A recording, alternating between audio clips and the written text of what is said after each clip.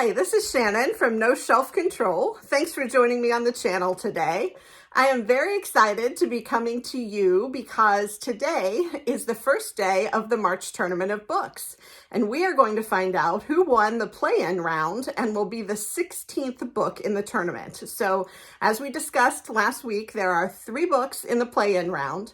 The judge for this round will choose one of those and it will become the 16th book in the actual tournament. So there are 8 books down one side, 8 books down the other. They play against each other.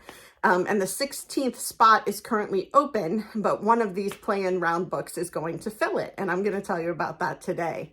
So I think we should get started. Let's review what the 3 books are. So the 3 books that are being considered as part of the play-in round are 2 a.m. in Little America, An Island, and My Volcano. And the first thing I want to tell you about is who is the judge for today.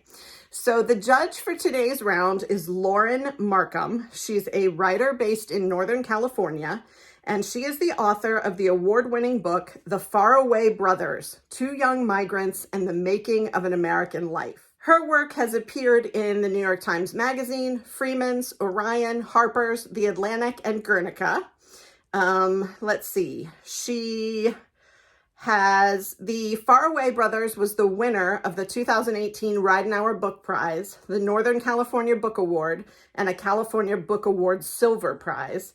It was named a Barnes & Noble Discover Selection, a New York Times Book Critics Top Pick of 2017, and was shortlisted for the J. Anthony Lucas Book Prize and the LA Times Book Award, and then longlisted for the PEN America Literary Award in Biography. In addition to being a writer, Markham has spent 15 years working in education and immigration, and she teaches writing at the Ashland University MFA in Writing program, at Left Margin Lit, and at the University of San Francisco. So I am not familiar with Lauren Markham, but she is our judge for today, and she will be choosing one of the books between 2 a.m. in Little America, An Island, and My Volcano. So let's talk a little bit about each book. I want to tell you what Lauren had to say about each book, and then I will tell you which book she chose and why. So 2 a.m. in Little America. Lauren describes it as Ken Kalfus's disorienting heartbreaker of a novel in which the United States has been splintered by a brutal civil war. Wicked things took place in the protagonist's homeland, the former United States of America, and in his town in particular. Now, almost all U.S. citizens have been forced on the run. Lauren talks about the opening scene where the protagonist, now in exile, working as an electrician, is tinkering with an outage on a rooftop where he spots a woman through a window.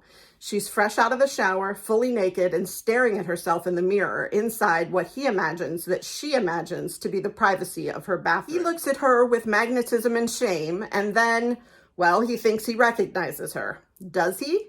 Later, he sees her again, or does he? And then again, but no, it's not her after all. Or is it? There's a bedeviling mystery at the center of this book, too. Who is this mystery woman, or is it many women? The resemblance merely a trick of the displaced man's imagination, a function of his longing for his past intact or for an intact home. So we've got this book about U.S. citizens forced on the run after a brutal civil war, and then this mystery of a woman that this electrician sees through the window and believes that he sees her over and over again, and who she is and what she relates to the story, we don't know. So that is 2 a.m. in Little America, as described by Lauren Markham, the judge for this round. The second book is called An Island by Karen Jennings, and this is what Lauren Markham has to say about that one. There's an Island by Karen Jennings, a haunting tale of the lighthouse keeper on an isolated island in an unnamed country recovering from past strife. The protagonist is stricken by his own past, a past that, like any citizen, is tangled up with the history of his country. Jennings meets out the man's history over the course of the novel in tiny morsels. She sets up the past like a seething mystery, such that we're hungry for them, eager to piece together who this protagonist is, why he's relegated himself to a life alone on this island, and the circumstances that brought him there. Meanwhile, around his stilled atoll, things are changing for the worse again. The climate has shifted such that it's difficult to fish or catch crabs anymore. Renewed violence is fomenting on the mainland, and most terrifying of all, the dead are washing up on his island shore. Refugees, except one of the washed up bodies proves to be still alive. Apparently the book reads as part thriller and part parable, probing what it means to share resources and live alongside one another in our ferocious world. So that is An Island, as described by Lauren Markham, by Karen Jennings. And then the last book that is in the play-in round is called My Volcano by John Elizabeth Stintsey. And this is what Lauren Markham has to say about that one. Finally, I read My Volcano, an ambitious, astonishing pageant of a book. The term kaleidoscopic is used annoyingly often to describe books, and yet I have to use it here, because this book, with its dozens of storylines, from Montezuma's Aztec Empire to a Tokyo-based scholar, to a wasp-stung shepherd in Mongolia, to a woman working at a tech startup in San Francisco that provides soundproof rooms where people can just scream, really reads as though one is looking into a kaleidoscope, watching the book turn these bejeweled stories over and upon one another, feeling the blazing, ever-shifting light of meaning.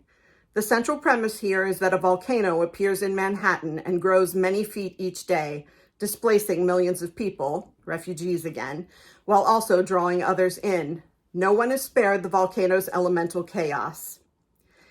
In the weeks after the Central Park volcano, Fuji 2, reaches its apex, things that had for a long time gone ignored began interrupting people's lives.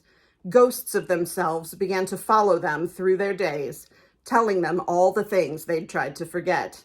This is also a book about contemporary estrangement and violence, about the wounds and hauntings of history, of climate collapse. It's an indescribable book, and like with any book, but especially with this one, you'll have to read it to understand what I mean.